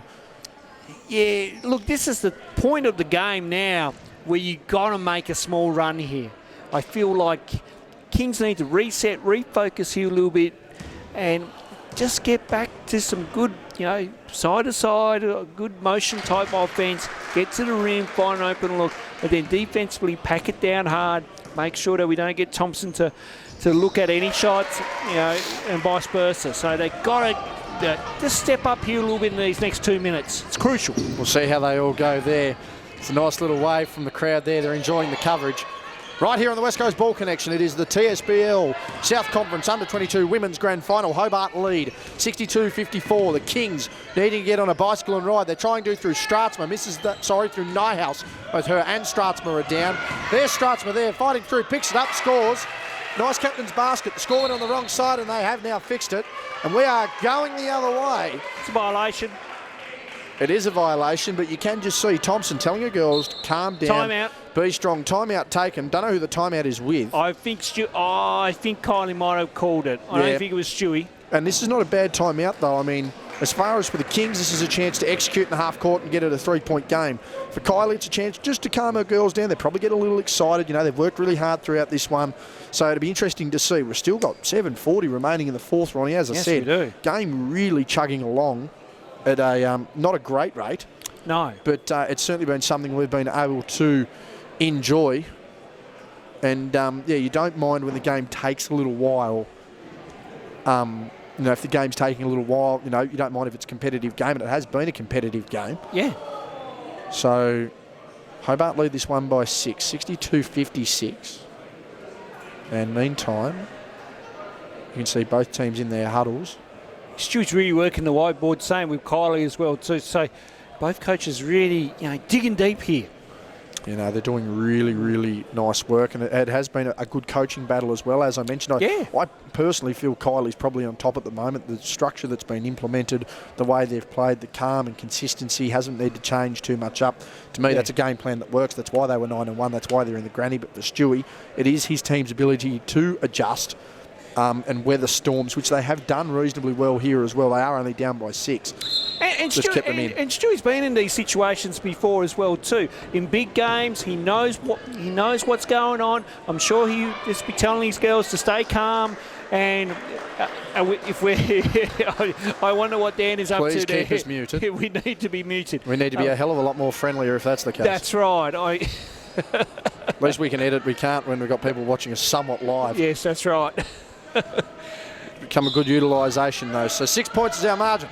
62-56. Looks like a bit of a stacks here. They need to get the ball in. They do. 14 seconds on the shot. Clock is away. This to make it 3. No good. Needs her own rebound. Does get it. Bursts through like Tarzan. They've hit the deck. Coco Aaron for the wrap-up. Can't do it. Box out by Thompson. Splits through the trees and they're out and running here. Hobart. Elle Ferguson once again off the glass. Ellie Ferguson's transition this evening, Ronnie, has been fantastic. They lead by 8, 64-56. The transition from Hobart's been fantastic all game. The Kings has not have been able to get up to fifth gear on that defensive transition. So Ashland wants to go herself. She's got Swain. Swain playing big minutes in the fourth quarter. Near air ball. Gets the defensive rebound. Lucky looping pass. 3-on-1 opportunity. Sinnott has Ferguson. Goes herself anyway. Too far up and under. Thompson with the rebound. She's got support. Vanderkamp comes down the lane. Swain stretches out. Thompson goes herself. Big basket. And Hobart lead by 10. Is that enough? Who knows? We're back and forth once again. I need some oxygen. Ruby Aaron needed some help on the glass, doesn't get it. Vanderkamp trailing out by herself. Got trailers, wants to go herself as Aaron goes over the top. Doesn't matter. Big basket, and this one just getting out of hand for the Kings. It is. The running game of Hobart now absolutely toppling the Kingborough Kings here at the moment, JB. So there just needs to be a little bit more composure here from the Kings' end. And we did speak about this. You know, it's just a matter of letting these sort of floodgates open and not letting Hobart do what they want. It's Aaron to Aaron. It's Ruby to Coco, who goes herself high off glass, no good. Transition needs to be there once again. They're out and running. Thompson just changing it up, 3-1. Ruby Aaron now with the ball. They've got no one pressing over. They're trying to get Stratzman to do it, but Thompson splits the lane as easy as you like. Need a rebound. Thompson gets it. Who's she got in support? She's got Ferguson, but she goes herself. Was not a bad option, but it was not a good result. That shot hasn't been really there for her this year. I don't, she just dribbles back out and then nonchalantly. And I just don't think that should be her kind of go-to shot in those situations. She needs to find an extra set of hands or move that ball around as we have a timeout called here, JB. Just so then we're just not being so casual about it. Yeah, 68-56. I reckon we're at a very stable margin here. There's a lot to work here for the Kings. They've done a lot of work to get to where they are. But again, Hobart, they are trucking along. They are up 12. And everything right now is what they want. We did speak about winning the third being crucial, but we also predominantly have spoken about the execution down the stretch to win this one. And the team that is executing left, right and centre down the stretch here in the fourth quarter is the Phoenix. They're getting out there running. They're making the extra pass. They're not settling.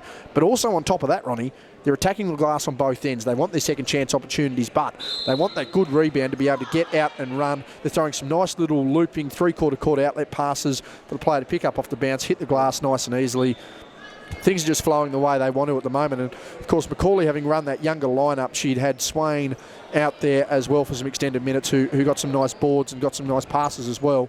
Pat on the back there from Dwayne Davey. But back to a starting 5 here, albeit without Ferguson, who's been nicely injected into the lineup.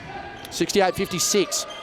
Just over 5 minutes remaining here. The under-22s women's grand final here in the TSBL. Ferguson's hit the deck. Stop, pop, shot does not drop by Erin. Has not been there all day. Wiggins over the back. Avoided that one and Sinnott will clear. Hasn't had to have the same impact she did 3 days ago. But the impact is still there. And they're trying to throw doubles at Sinnott already. She's tripped, blocked away. Feet got tangled. I think they wanted a call. Macaulay just keeping her cool there. Stratzman needs to finish that one. Can't. Rebound by Crespin, who goes to split the defence very quickly. They're up and running. It's 4 on...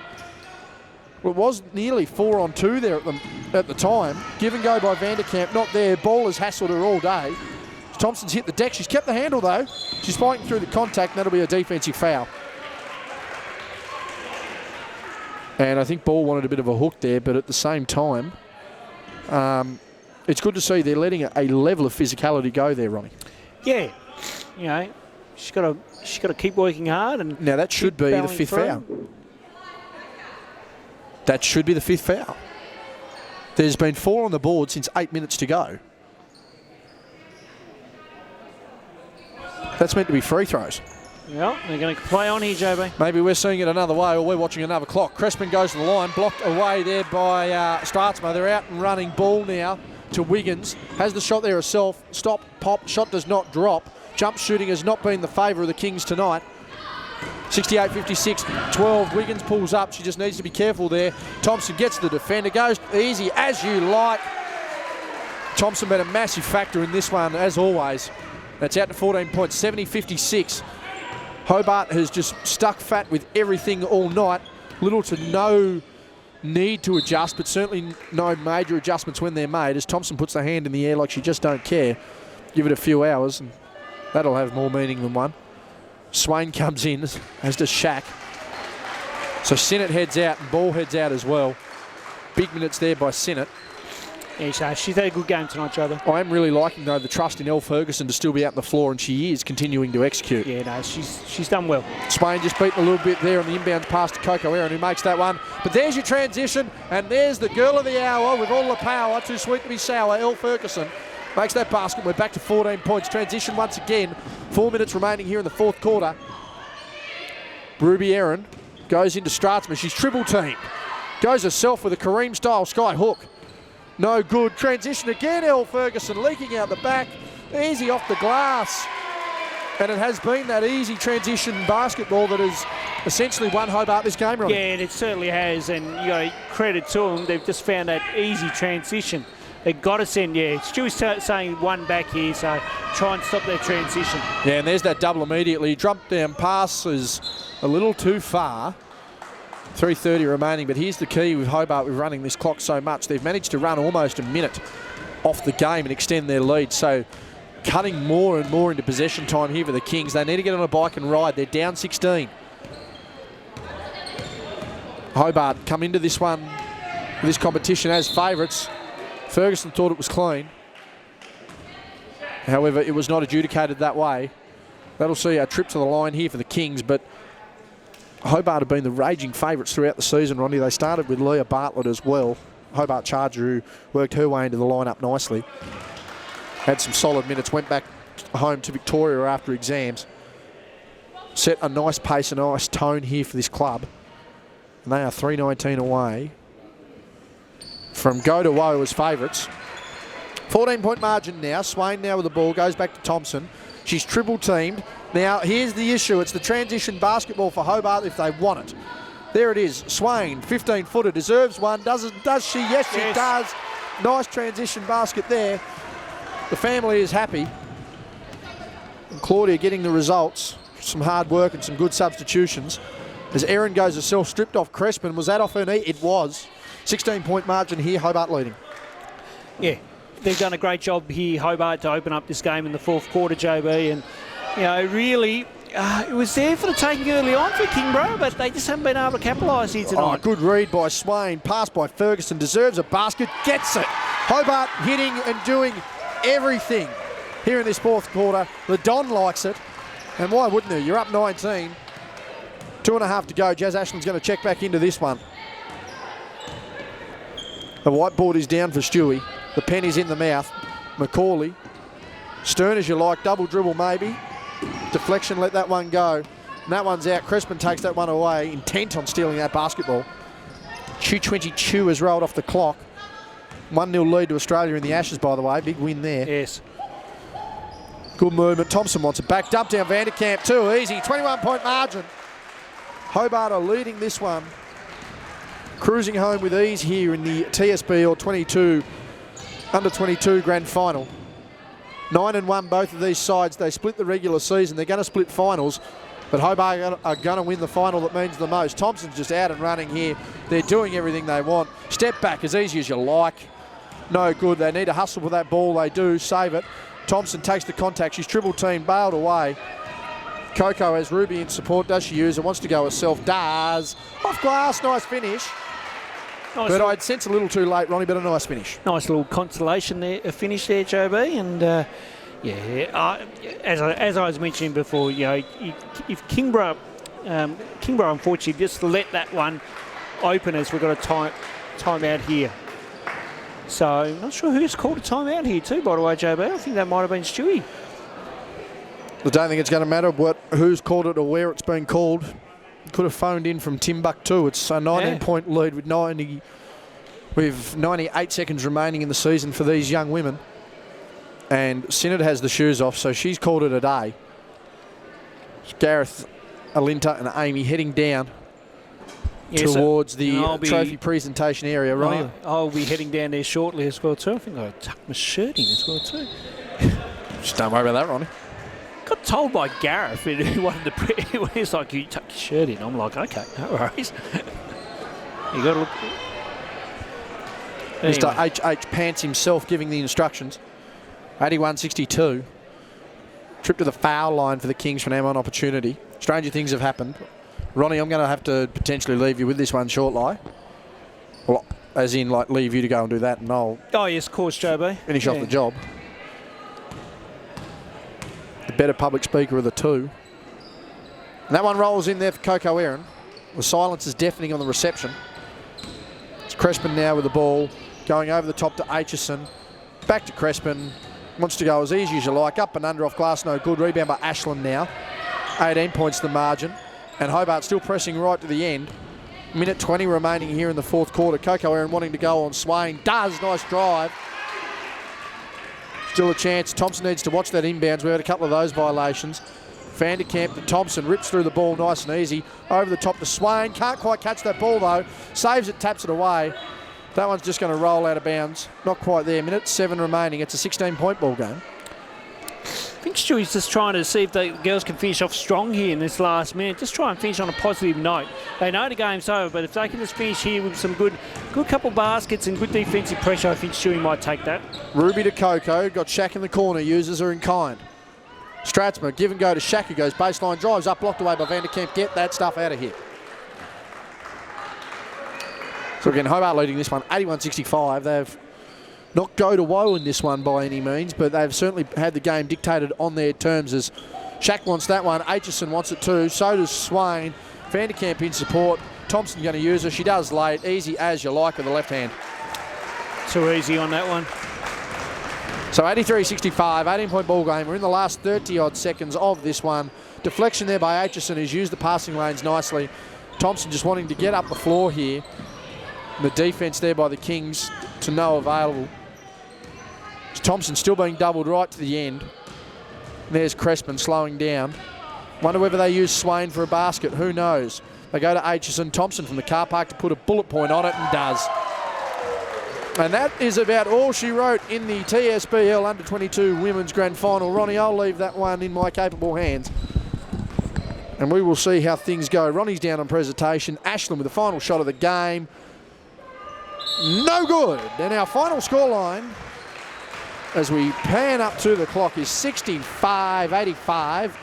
A 20-point win to the Hobart Phoenix, who are your TSBL South Conference Under-22 women's grand final champions, premiers, whatever you want to call them. They cruise away and win this one with relative ease. Thompson with big shots, Sinnott with big shots. Transition there by Ferguson, good control by Crespin. Great game coached there by Hobart.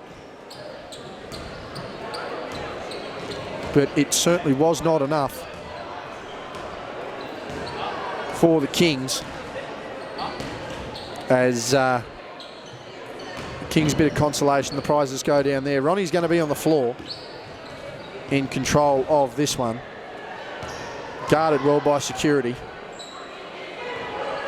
and we will just lock in nicely for that one as Dwayne Davey comes over, head coach of the women's Hobart Chargers. And you can just see the difference in the sides there. A nice tight huddle by a really happy Hobart team. Stretched out, dejected are the Kings, but they've put up a good fight. A really young group who, a lot of these girls are going to back up next year for the Kings. Let's not forget about that. A few top age players here for Hobart.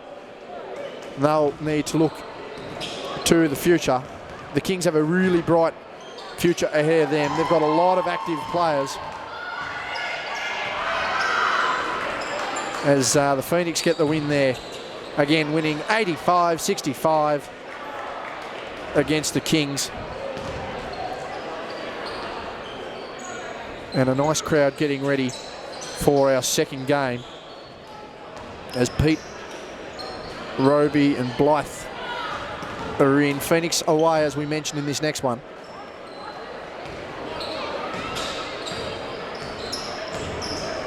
But it will be the Southern Wolves taking on the Glenorchy Spartans. And it will be a nice big game coming up. Ronnie to run presentations here.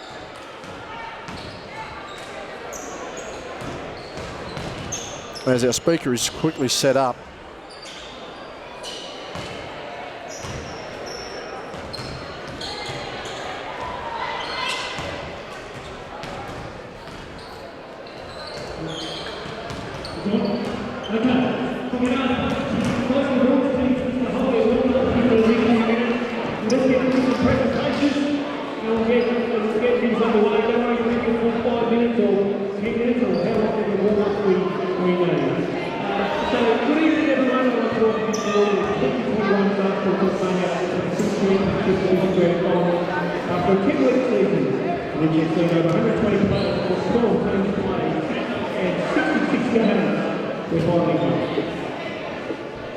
I'd like to introduce a party here, which is basically the show of subdivision and coordinating the Hobart Chargers, along with Gary and Alan,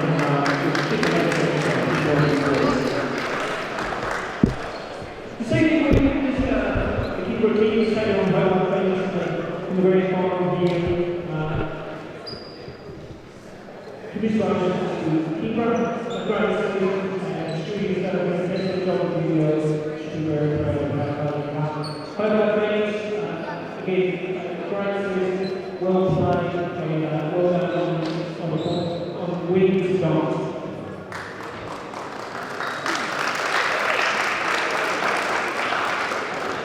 Okay, before we proceed with your three-time presentation, we're going to introduce the top 10 players in this season's 2021 Business Under-22 Women's TSBL team. So, at a tie of 10 players in the volume set by the Phoenix and Claire Murray from the Southern Wolves.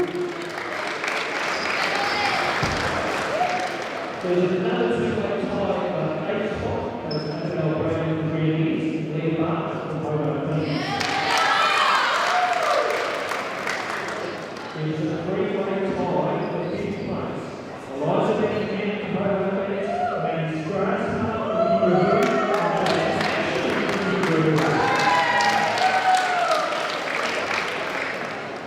in fourth position is Chloe Woodford from the Southern Wolves.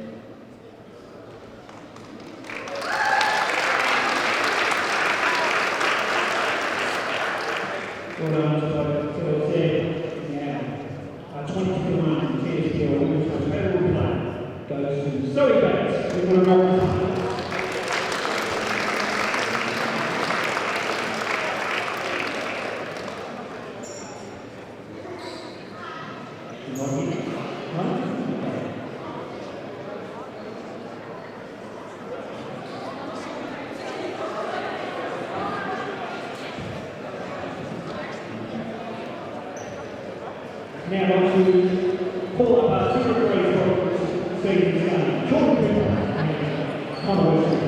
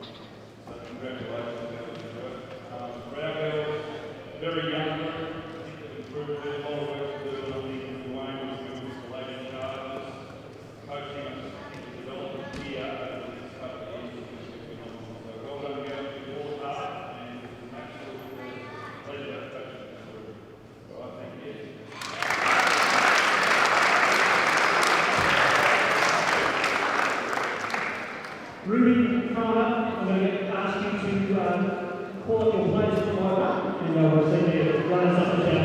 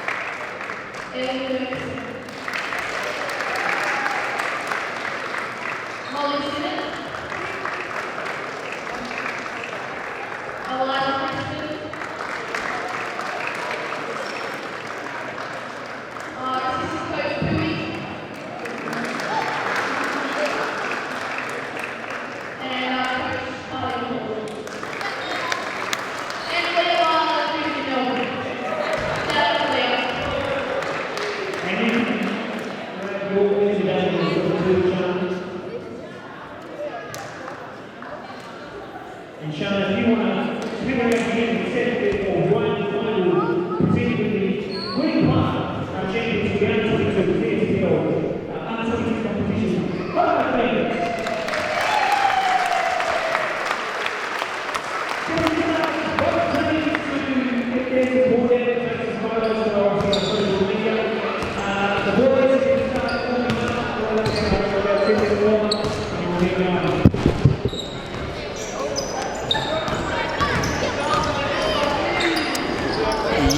Yibbida, ladies and gentlemen, that is the end of the presentations of the women's game. Thank you for joining us here. On behalf of Ronnie Riggs, I'm Justin Bryan, and we will see you very shortly. The second game, the Southern Wolves versus the Glenorchy Spartans in the TSBL South Conference Men's Under-22s Grand Final.